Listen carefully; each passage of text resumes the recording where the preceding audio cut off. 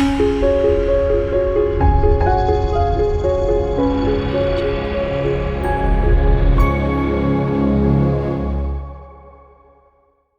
kalau misalkan kami bercerita tentang bebek belur, itu kan ada fase-fase ya Kak Rizka ya. Iya. Jadi fase untuk namanya apa itu ya, kalau fase-fase itu ya merintis.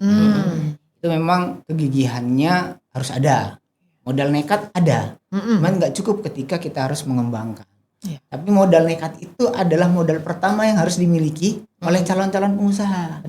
Nggak bisa lewat tuh, harus ada modal nekatnya.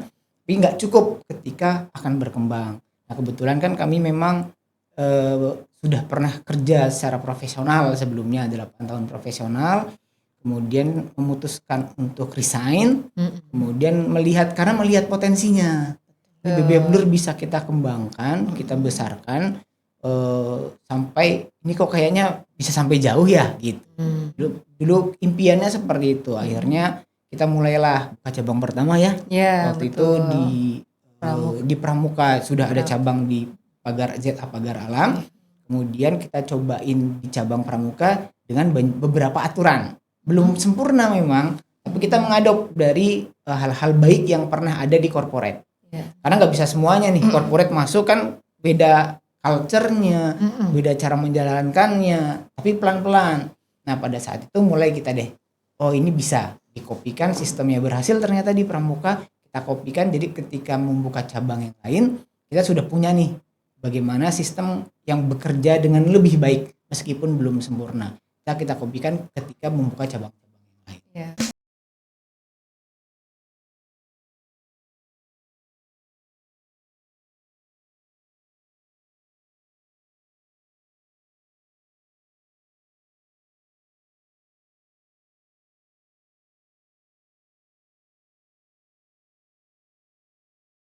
Assalamualaikum warahmatullahi wabarakatuh. Salam sejahtera untuk kita semua. Tabi pun. Halo sahabat Edu, senang sekali saya Rizka kembali menyapa sahabat Edu semua dalam Tapis, talk show pendidikan dan inspirasi sekolah, yang merupakan ruang diskusi, inspirasi, dan kolaborasi untuk membahas berbagai isu pendidikan dan kebudayaan di Provinsi Lampung. Nah, sahabat Edu, siapa di sini yang tiap akhir bulan dompetnya mulai kritis ya, dan cuman bisa pasrah mengandalkan uang jajan dari orang tua? Ayo siapa? Atau malah sahabat Edu sudah banyak yang bisa cari uang sendiri lewat live streaming, jualan pre-love, atau sampai jadi affiliate toko online. Nah, tapi pernah kepikiran nggak sih gimana caranya bikin bisnis yang awet, punya cabang banyak, dan punya tim yang solid? Nah, daripada kita terus-terusan scrolling media sosial lihat konten orang lain yang sukses, lebih baik hari ini kita curi ilmunya langsung dari ahlinya. Hari ini kita kedatangan tamu yang super keren. Bisnis kulinernya sudah terkenal banget. Menunya bikin nagih. Dan yang paling penting, beliau ini mulai dari nol. Oke. Sudah hadir bersama kita sosok di balik renyah dan gurihnya bebek belur yang cabangnya sudah ada di mana-mana. Langsung saja kita sapa pemiliknya, Kak Indah Citra Heli SP dan Kak Arif Firmawan ST. Halo kakak-kakak. Kabar baik ya? Alhamdulillah sehat. Gimana Kak Rizka kabarnya? Alhamdulillah sehat. Selamat datang di Tapis. Terima kasih banyak. Selamat datang. Terima kasih. Nah, ini pertanyaan yang dari dulu itu bikin saya penasaran. Dan mungkin sahabat Edu juga penasaran ya. Kenapa namanya bebek belur tapi tulisannya BELVR, bukan U ya? Kenapa tuh Kak? Gimana? Sebelumnya aku akan cerita agak tarik ke belakang dulu ya Kak Rizka ya, tentang kenapa milihnya bebek belur. Iya. Awalnya sebenarnya pakai U Kak Rizka. Ini pakai U, saat itu tuh agak panjang prosesnya memilih namanya. Pertamanya itu apa ya, untuk rumah makan yang kira-kira orang itu kalau mendengarnya itu enak didengar, gampang diingat. karena saya juga memulai membaca-baca buku tentang usaha. Saya membaca buku, salah satu buku saat itu bilang kalau kamu mau punya usaha, kalau bisa logo dan namanya yang bagus, eye catching, mudah diingat. Seperti itu. Apakah sudah tentu berhasil bisnis kamu? Mungkin belum. Iya. Tapi kalau berhasil kan enak tuh. Nanti ingatnya gampang. Lalu saya brainstorm dengan teman-teman. Zaman dulu mulanya Facebook ya Kak Rizka Iya. ya. Nanya-nanya kan, halo teman-teman, aku pengen Oh. usaha bebek nih, kira-kira apa ya namanya? Masuk banyak banget. Oh gitu. Ide-ide dan lain-lain sampai akhirnya kepilih bebek blur. Pakai masih. Lalu kenapa V? Gimana? Ya itu short story ya kemudian. Jadi kalau tadi ngomong Facebook udah kelihatan ya. Jadi umurnya kami berapa gitu ya. Karena ya itulah gitu. Kemudian ketika bebek belur kok tahun 2011 itu ya, waktu itu 2011 berdiri, kemudian 2013 kita baru mulai, belum banyak dulu di Lampung yang sadar tentang merek. Menurut kami, karena kami cari gimana ya caranya ya merek ini didaftarkan di HAKI. Nah jadi dulu kita cari-cari, karena kebetulan di sini belum ada, kita ke Jakarta. Dan ada teman yang memang di HAKI. Terus kita tanya bagaimana cara mendaftarkannya, kita coba tuh di Bebek Blur. Memang pada saat itu ada informasi bahwa Bebek Blur sudah ada yang punya. Kan karena kita udah berdiri ya, sudah berdiri, ada nih Bebek Blur, udah nggak apa-apa kita majuin saja. Ternyata percobaan pertama memakai Bebek Blur tuh ditolak. Jadi suratnya datang, katanya ditolak. Itu kita kaget, waduh gimana cara cari cara supaya tetap ada. Akhirnya kepikiran, gimana kalau huruf U-nya kita ganti V. Jadi kayak misalnya kan kita pernah lihat Bulgari gitu ya. Iya. Itu jadi inspirasi lah. Ya udah kita ganti V. Alhamdulillah setelah kita daftarkan ulang, kita kedatangan surat. Katanya merek itu diterima. Jadi pada saat itu kita memakaikan dari Bebek Blur pakai V. Sambil menunggu yang punya Bebek Blur pakai U habis masanya. Gitu. Jadi memang kita pingin suatu saat kita tetap punya deh Bebek Blur. Itu kita pantengin tuh yang punya Bebek Blur. Kebetulan waktu itu namanya yang ada itu Bebek Blurku, lokasi di Bekasi. Meskipun kita cari tempatnya orangnya nggak ada nih bisnis ini ketika dekat-dekat. Tapi kita tungguin aja atau sudah tutup. Memang kita datang nggak ada. Jadi memang kesimpulannya tutup. Kita tunggu waktu itu tinggal 6 bulan lagi. Itu udah berapa tahun ya dari Bebek Blur yang pakai V itu terinfo bahwa kita bisa pakai. Jadi 6 bulan ditunggu, akhirnya alhamdulillah Bebek Blurnya bisa kita ambil juga, kita daftarkan. Jadi sekarang kami punya Bebek Blur pakai U dan pakai V. Jadi dari awalnya belum. Tapi karena keunikan tadi gitu. Dan karena sampai juga ingin melindungi merek kita.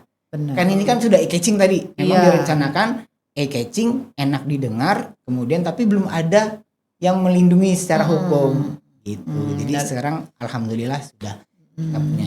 Berarti dari awal bisnis kita akan berdiri harus sudah memikirkan ya dengan matang ya konsep nama, kemudian logonya seperti apa, dan apakah itu akan ada bermasalah dengan pihak lain ya yang mungkin sama gitu ya. Apalagi zaman sekarang ya. Iya. Jadi kesadaran itu memang harus sudahlah dari adik-adik sahabat Edu semua yang ingin bergerak ke bisnis. Benar-benar. Karena juga di buku itu dijelaskan ya, misalnya kita makan di Solaria. Kalau kita yang konvensional kan akan menulis Bebek Blur 1, Bebek Blur 2, cabang Metro, cabang Bandar Jaya. Tapi kan Solaria kan nggak ada tuh, Solaria cabang Brebes gitu ya. Yang ada Solaria adalah Solaria satu merek. Ketika orang nengok, oh itu Solaria. Sama Bebek Blur logonya harus unik. Jadi ketika orang nengok, oh Bebek Blur, meskipun dimanapun berada seperti itu. Benar-benar. Nah, oke. Kita mundur dulu nih ke masa kakak-kakak yang waktu masih sekolah nih ya. Waktu zaman SMA dan kuliah dulu. Apakah memang sudah punya cita-cita jadi pengusaha? Atau malah sebenarnya nggak kepikiran sama sekali? Atau memang sudah hobi jualan? Silakan Bu Cici dulu. Kalau saya kebetulan iya Kak Rizka. Jadi di SMA 2 kita Iya. tahu ya saat itu alumni SMA 2 ya. betul. Oke. Kebetulan didominasi oleh orang-orang yang mungkin uang itu nggak jadi masalah. Oh. Sedangkan saya anak daerah dari metro yang terbatas uang saku dan lain-lainnya. Lalu saya melihat sebuah masalah. Teman-teman saya itu sebenarnya uangnya ada tapi nggak suka bawa pena. Oh. Kerjaannya pinjem dong atau pinjem dan lain-lain. Oke, ini masalah nih. Oh. Tapi saya bisa jualan. Saya beli di toko di metro, pensil, pena, berapa kotak ya, itu modal pertama. Lalu ketika teman-teman pinjem pena dong nih 2.000. Oh. Gitu kan ya. Lalu jualan pena dan lain-lain gitu. Jadi awal-awalnya lalu anak SMA 2 juga kan jajan nggak masalah ya, nggak terlalu masalah untuk jajan banyak seperti itu. Teman saya sebangku kebetulan bawa mobil ya kan. Jadi saya bilang, mau nggak lu temenin gue ke Bambu Kuning? Oh, ke pasar. Temenin dong, aku pengen belanja. Mau, dia orangnya baik hati ya. Jadi kita dengan beberapa temen, 5 orang teman ke Bambu Kuning beli roti jojon. Mungkin Mbak Rizka masih inget ya. Iya, Coki-coki, bulet-bulet ya buat betul. dicocol coki-coki. Betul banget. Terus zaman dulu kan kalau hari-hari apa ngasih-ngasih coklat ke orang ya. Oh, Gitu kita juga iya. beli ya, Betul, beli betul. coklat dan lain-lain ciki. Yang ngider ke kelas Mbak. Kayaknya udah nggak ada gengsi-gengsi ya zaman dulu. Yang penting kayaknya nih uang jajan gue bisa agak lebih luas gue pergunakan, ibaratnya seperti itu ya di zaman dulu. Iya. Jadi ternyata jualan tuh asik ya seperti itu, dan teman-teman tuh nggak memandang kita rendah juga, malah mereka seru beli dagangan kita dan lain-lain. Intinya saya saat itu menyelesaikan permasalahan dua yang tanpa sadar.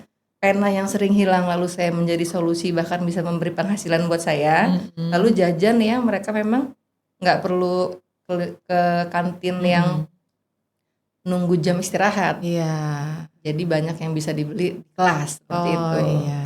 Tapi tersembunyi ya. Tersembunyi. Iya. Saat istirahat yang baris kayak bukan pas Asal nggak dari ganggu lihat belajar gitu ya. Iya. Jangan ganggu belajar. nggak Iya. boleh ganggu belajar. Oh, oke. Oke. Kalau Kak Arif apakah Ya, kalau ada saya- pengalaman juga? Ya, Kak Arisa, kalau saya memang di SMA belum ya, kesadaran untuk berbisnis itu belum. Tapi memang ketika kuliah, ketika kuliah itu kebetulan saya dapat materi kewirausahaan.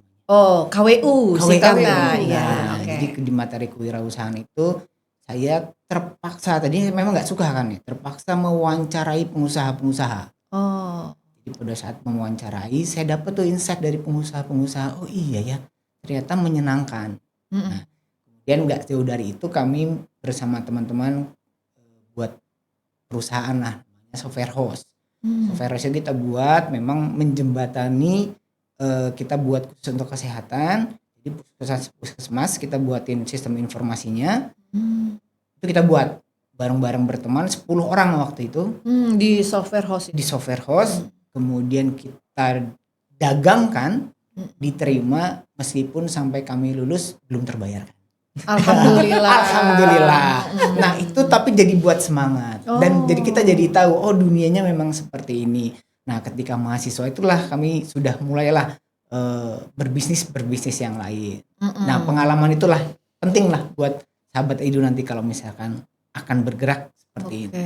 Oh, jadi semangat berwirausaha atau entrepreneurship itu memang sudah ada ya sejak sekolah dan kuliah ya. Ya, Oke.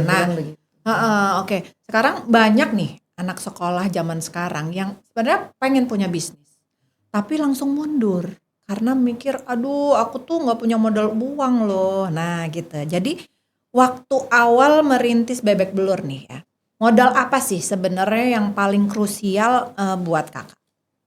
Iya, jadi memang saat itu kan bersama ibu ya, mendirikan awal. Ketika awalnya itu ibu nggak langsung Bebek Belur pasti ya.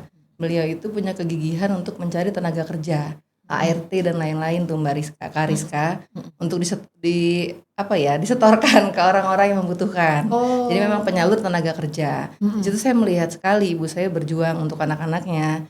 Lalu karena masakannya enak, catering dan lain-lain ya. Ketika sudah mulai seperti itu, kami kan masih di bangku kuliah, bangku sekolah dan lain-lain. Lalu pengen banget ibu tuh dekat dengan kami di Bandar Lampung. Seperti ibu itu. di Metro. Iya. Dan saya menyadari bahwa mungkin kemampuan memasak saya belum punya saat itu ya. Tapi ibu saya valid lidahnya, valid rasa masakannya di lidah orang-orang. Jadi oke, ibu kami pintar memasak. saya sepertinya insya Allah bisa deh memasarkan seperti itu.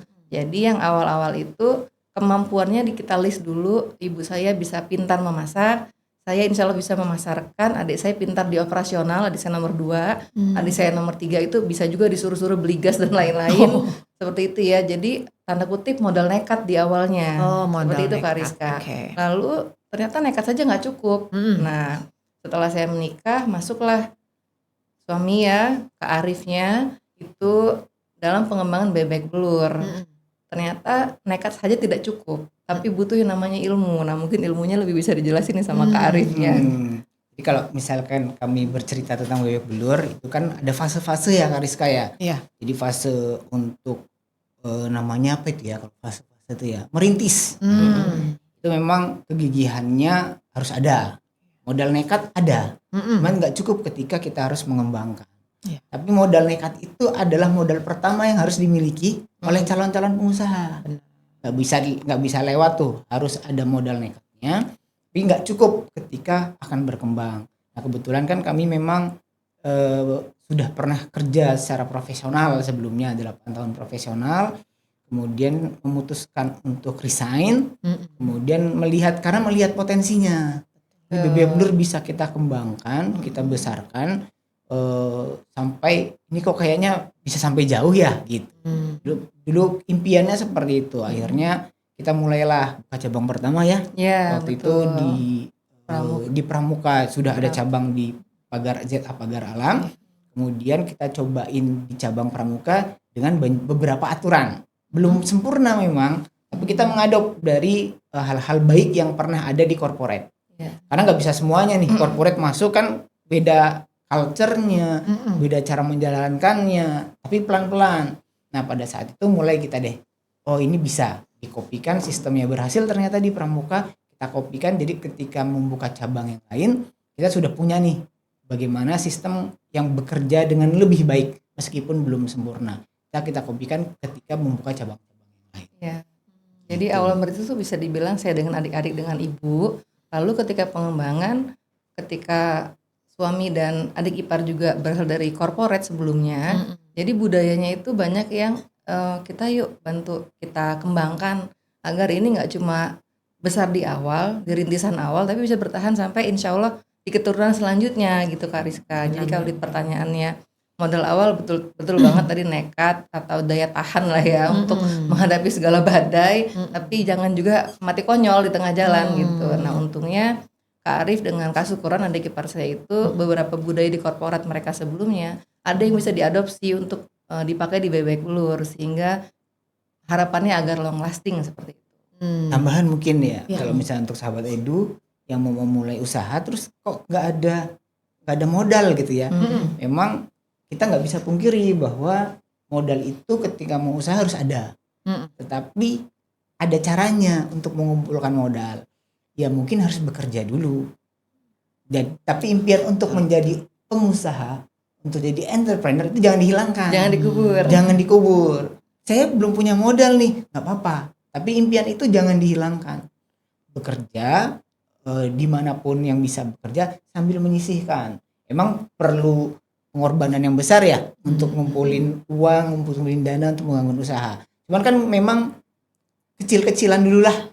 Jangan langsung saya buka usaha jadi kaya raya. Nah, itu berat itu. Tapi mengambil pengalaman gitu. Jadi kalau usaha, kalau belajarnya pertama 1 tambah 1 sama dengan 2, habis itu belajar lagi perkalian. Di usaha ada step-stepnya lah gitu. Tadinya kita belajar tambah-tambahan belum berhasil, habis itu makin lama udah bisa kali-kalian. Makin lama bisa kuadrat-kuadratan, nah begitu. Tapi memang harus ditata dan jangan menyerah. Jangan menyerah. Berarti begitu ya caranya mengubah modal nekat tadi menjadi bisnis yang menyala seperti ini. Ada modal harus tetap ada, tapi kenekatan itu harus dirubah karena ada pelajaran-pelajaran step berikutnya harus dipelajari, harus terus dikembangkan gitu. Oke Kak, sebelum kita masuk ke bahasan yang lebih dalam, kita cooling down dulu sebentar ya. Oke, Kak. Kita main game menjawab cepat. Ya. Dalam waktu 1 detik, gak boleh mikir, langsung jawab aja. Oke, bergantian ya Kak. Iya. Siap ya, oke. Baik. Bebek goreng atau bebek bakar? Bebek bakar. Daging bebek bagian dada atau bagian paha? Bagian dada. Sambal bawang yang pedas nampol atau sambal ijo yang gurih? Sambal hijau gurih.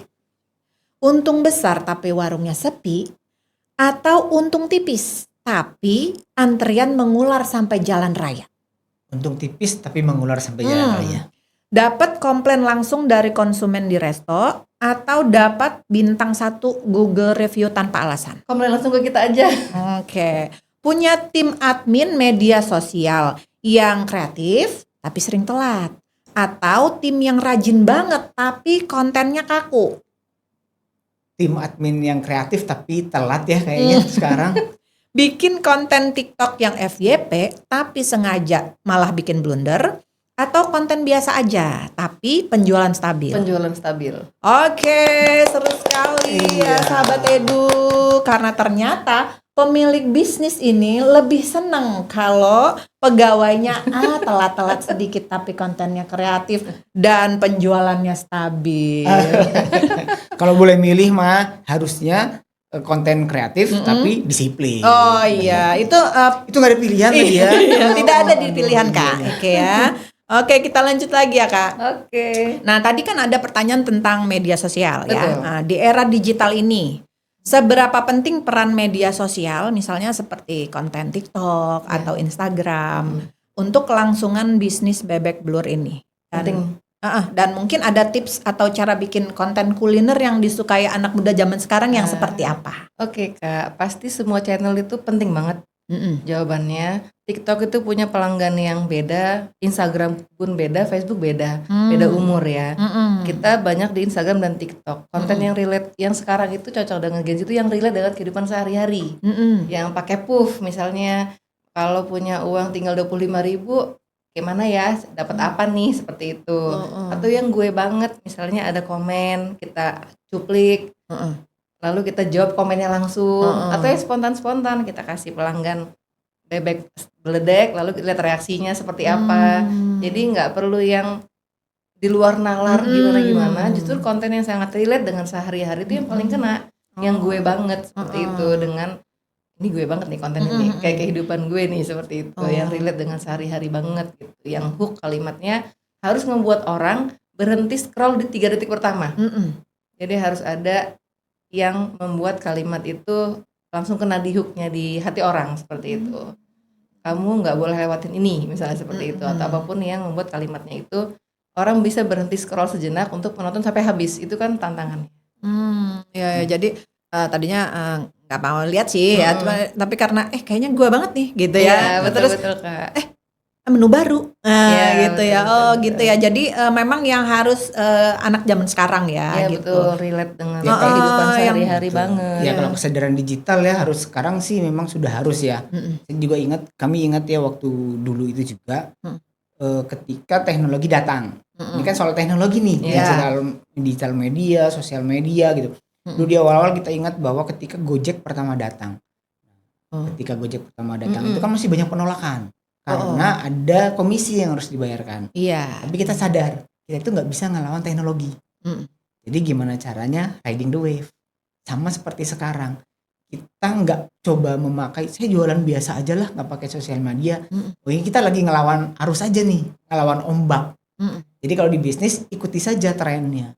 Jadi kalau kita sekarang lagi rame-rame di TikTok, ramenya buat konten-konten yang anak Gen Z banget yang gitu, kita ikutin. Karena di situ pasarnya saat ini. Jadi jangan menolak teknologi, coba masuk di sosial media supaya kita juga relate nih, relevan dengan zaman sekarang. Relevan. Gitu. Kuncinya relevan ya. Ya, benar-benar. Nah, oke. Jadi begitu ya sahabat Edu, untuk bisnis itu tidak hanya keinginan kita aja. Jadi harus mengikuti zaman sekarang, yang lagi tren apa, yang kontennya sangat diminati anak zaman sekarang seperti apa. Nah, itu justru yang riding the wave. Jadi kita ikutin aja, jangan dilawan atau enggak deh, bukan saya gitu ya. Oke. Betul. Nah, anak muda sekarang ini kan sering banget ya kena mental atau burnout ya. Nah, selama membesarkan bebek belur, pernah nggak sih kakak-kakak ini berada di titik terendah sampai pengen menyerah aja lah kayaknya nih ya gitu. Lalu gimana cara bangkitnya lagi? Betul Kak. Jadi ingat banget saat COVID, saat itu kebijakannya harus menutup toko. Wah itu karyawan dipulangkan setengahnya. Ada beban mental di situ ketika mengatakan nanti kalau keadaan seperti semula insya Allah dipanggil ya teman-teman. Itu kan seperti janji tapi kita pun tidak tahu kapan akan melaksanakannya. Omset turun sampai 70% saat itu, betul-betul yang ini bisa lanjut nggak ya seperti itu. Tapi memang ya karena kita kebetulan juga muslim, jadi ingat sekali bahwa sesudah kesulitan ada kemudahan. Itu agak dipegang tuh, maksudnya yakin saja setelah kesulitan ada kemudahan. Lalu untungnya kami sedikit banyak dulu diajarkan sama Kak Arif juga sama tim juga bahwa jangan pernah memakai uang yang bukan uang warung. Jadi misalnya nih, semua uang warung kita pakai buat kehidupan sehari-hari, habis. Tapi uang ruko harus ada, uang untuk THR harus ada. Jadi kami sedikit banyak, walaupun masih pembukuan sederhana, uang-uang itu memang tidak pernah dipakai, Kariska. Jadi untungnya untuk yang kewajiban kami tidak lalai seperti itu. Itu yang agak bikin enteng pikiran. Ada dana-dana darurat yang memang disimpan untuk masa-masa susah seperti itu. Saat itu agak lumayan banget pusingnya. Terlebih yang paling mengena ketika harus memulangkan sebagian karyawan. Dan alhamdulillah zaman semakin membaik, justru kita hadir inovasi seperti sambal beledek, botol yang tidak ada sebelumnya. Lalu bebek vakum, bebek untuk vakum dan lain-lain ya. Online ya, betul, hanya belanja online. Betul banget. Sampai Kak Arif waktu itu ngulek sendiri sambalnya di rumah ya. Lalu paket ini kan paket hampers hadir karena permintaan pasar juga. Oh seperti ini ya. Betul Kak. Ngirimin ke tetangga, ngirimin ke orang sakit, teman wisuda dan lain-lain ya. Artinya ada yang ternyata ada dampaknya juga nih ketika COVID kita dipaksa untuk digital, dipaksa untuk online, dan ada produk-produk yang hadir itu saat di COVID seperti itu.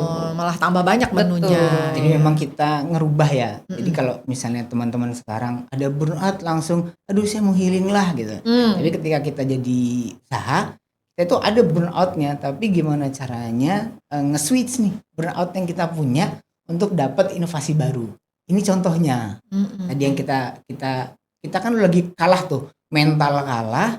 Kita nggak tahu mau ngapain ketika COVID gitu kan. Udah lagi titik terendahnya kita berbisnis. Tapi pada saat itu kelemahan itu kita coba ubah. Gimana caranya ya gitu. Karena kalau kita lagi kalah mental terus kita berhenti, mungkin bebek belur berhenti. Tapi kita nggak punya pilihan. Kita harus tetap berinovasi dengan lagi capek-capeknya gitu ya. Jadi memang kalau untuk sahabat Edu, kalau lagi burnout mungkin tidak dibiasakan saja. Karena aduh capek nih, lelah nih gitu kan. Habis itu nyerah, berhentilah, udahlah nggak mau lagi gitu. Nah, makin lama kalau kayak gitu kita diikutin berhenti beneran. Dan besok-besoknya ketika kita beneran, sekarang kan mungkin masih SMK ya. Masih SMA, masih pelajar gitu ya. Kalau kebiasaan burnout terus kalah, burnout terus berhenti, nanti ketika megang tanggung jawab besar, udah mulai berkeluarga, itu udah kebiasaan. Mudah-mudahan kita kan pinginnya burnout nih, dilawan. Burnout nih, aku mau pikir bentar aja lah, kecil bareng dikit aja. Istirahat gitu. sebentar. Istirahat sebentar, cuma untuk berhenti gitu kan. Habis itu kita maju lagi. Mudah-mudahan setelah itu semangat lagi. Karena kan pilihannya mau susah di awal atau susah besok-besok di masa depannya. Gitu. Boleh ngambil jeda sejenak ya untuk ngegas lagi. Iya, benar-benar. Ada yang bilang mundur selangkah untuk maju 10 langkah. Betul. Kalau di kita ada ya, seperti koma, jeda sejenak untuk melanjutkan kalimat berikutnya. Oke. Gitu untuk menjadi bab buku selanjutnya. Untuk bab buku selanjutnya. Oke, kayak pelajaran bahasa Indonesia ya. Iya, benar. Sama itu. Iya. Oke, jadi jadi memang kalau mau bisnis kuliner itu kita sukses, kita sendiri yang harus jago masak itu berarti mitos ya. Karena yang penting tahu standar rasa yang enak dan jago mengelola manajemen atau mengelola orang tadi seperti ibu tadi ya kan, ibunya Kak Cici ya. Kemudian Kak Cici bisa memasarkannya gitu walaupun bukan Kak Cici sendiri yang masak. Betul. Kemudian adik tadi manajemennya ya, jadi ya itu sebenarnya kan nggak ada ke kuliner-kulinernya dari diri sendirinya Betul. gitu ya. Oke. Nah, sahabat Edu, saat ini Bebek Belur sudah melebarkan sayapnya ke bisnis kue-kue dan makanan ringan. Nah, namanya Butter Pukis. Oke. Betul. Bisa diceritakan Kak, kenapa akhirnya memilih bisnis yang ini? Oke, Kak, alhamdulillah adik nomor 2 itu Kak Fani itu punya kemampuan yang kalau misalnya ngelihat resep, Mm-mm, dia itu tahu nih. Misalnya kita buka ya resep cookies di Google, mm-mm, keluarlah sekitar 5 sampai 10 resep. mm-mm, Lalu biasanya kan akan mirip-mirip saja Kak Rizka. Ada telurnya, ada terigunya seperti itu ya. Nah, dia punya cukup kemampuan melihat bahwa resep ini akan aku coba, yang ini enggak. Ini kayaknya kemanisan. Dia sense sudah punya. Pertama kali dia coba membuat roti dulu nih. Roti manis ya Kak, yang kayak di toko-toko itu Iya, roti roti isi. coklat, keju, pisang coklat dan lain-lain. Dia brosur terbaik adalah tester yang nyata. Dibagi ke tetangga, teman dan lain-lain, feedbacknya positif. Lalu biasalah ya Kak, jual dong seperti itu. Awal mula betul-betul adik saya sendiri yang melakukannya. Dia jual cookies, dia jual roti dan lain-lain. Hanya karena memang sendirian, saya bantu memasarkan saja. Kadang-kadang ada lelah ya, lagi kondangan kita nggak jualan, atau ada hari-hari yang kita itu ya lagi nggak pengen buat aja seperti itu. Karena saya dengan adik saya nomor 3 ini tipenya agak developer ya, sukanya mengembangkan sesuatu, gatel kan. Ini produk enak, valid di pasaran. Kalau kita seriusin gimana? Ngobrol bertiga. Oh. Karena memang Bebek Belur juga bertiga di awalnya dengan ibu kami ya Kak ya. Lalu gimana kalau ini kita seriusin? Gak apa-apa lu bisa ngobrol dulu dengan suami dan lain-lain ya, agar kita gimana kalau seriusin kembangin bertiga. Akhirnya setelah pikir-pikir, yes kita gas untuk bertiga. Mulai serius pikirin nama, didaftarkan hak patennya, urus halal, PIRT dan lain-lain. Ada dapur umum khusus, dapur khusus maksudnya untuk produksi, disebarkan, kita sudah punya pasar di Bebek Belur sendiri, tetangga dan lain-lain. Lalu hadirlah varian-varian yang baru nih Kak. Dari pukis dan kue saja, lalu ada bolu ketan, lalu ada sus, ada gabin. Ini kan Ini seperti ini ya. betul, ada Oke. tagline-nya kan resep warisan dengan sentuhan modern. Oh. Ibu kami mewariskan resep kue yang lumayan banyak sekali seperti kue keringnya, nasta dan lain-lain tuh hanya di hari raya ya.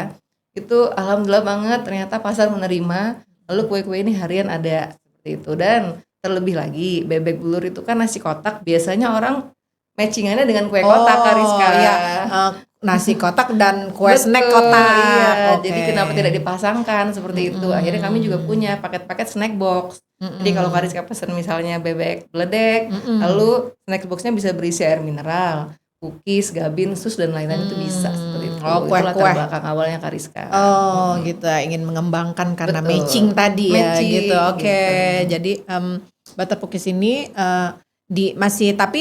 masih di rumah ya? Ada Atau tempat ada di produksinya. cabang-cabang lain? Di sebelah rumah saya itu ada tempat produksinya Oh, sendiri heeh. seperti itu. Nah, sebelum kita tutup nih ya, mungkin kakak-kakak ada closing statement atau pesan singkat buat sahabat Edu yang menyaksikan? Oke, halo sahabat Edu semuanya. Saya punya sedikit kalimat, yaitu satu rencana yang dieksekusi lebih baik daripada 1000 rencana yang hanya dilaksanakan. Dan jangan menunda-nunda, siapa tahu itu adalah hari baik kamu untuk memulai untuk masa depan kamu. Kalau dari saya ya, mumpung masih muda, sahabat Edu, habiskan jatah gagalmu saat ini, supaya nanti kalau sudah besar, sudah dewasa, habis sudah jatah gagalnya, tinggal sukses yang terus menerus. Amin. Oke, amin. Ya, bagus sekali kalimatnya ya kakak. Sangat inspirasi sekali. Iya. Oke lah, baiklah kakak-kakak. Terima kasih banyak sudah hadir dan berbagi energi positifnya hari ini. Sama-sama, Terima Kak kasih Rizka. atas ilmunya yang sangat luar biasa. Ini buat saya juga terima kasih ilmunya. Terima kasih. Ya. Oke, sahabat Edu. Dari obrolan hari ini kita belajar bahwa membangun bisnis kuliner seperti Bebek Belur itu bukan cuma soal rasa, tapi soal konsistensi dan mental pantang menyerah.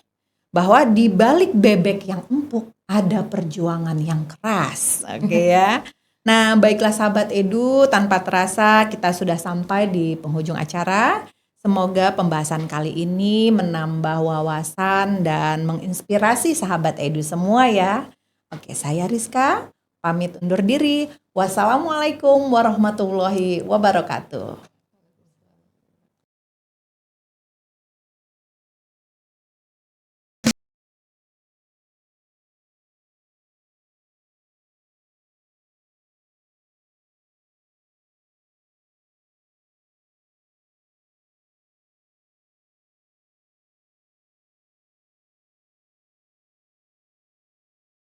kasih.